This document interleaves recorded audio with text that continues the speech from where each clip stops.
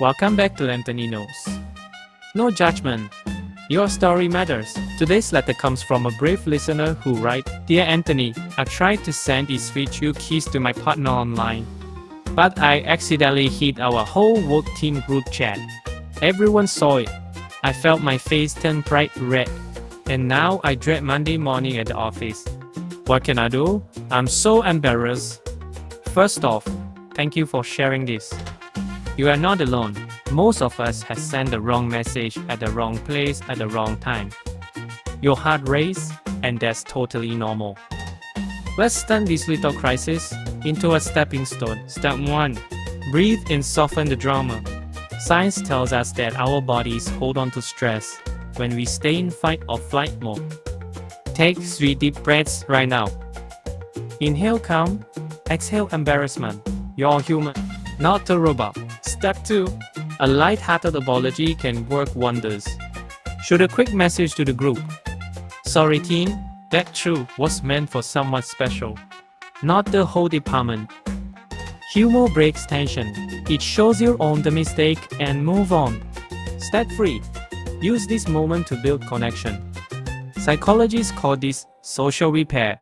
When you show vulnerability, others often respond with kindness. You might find a coworker cracks a joke like, Hey, I wanted one of those too. Suddenly, you're all laughing together instead of cringing alone. Step 4. Practice self-compassion.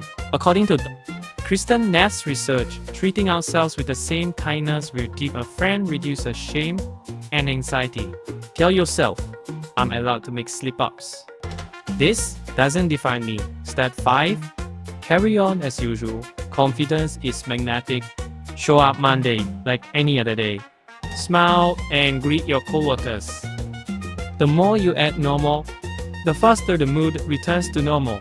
Remember, awkward moments feel like forever, but in reality, they are over in minutes. Here's a little life hack.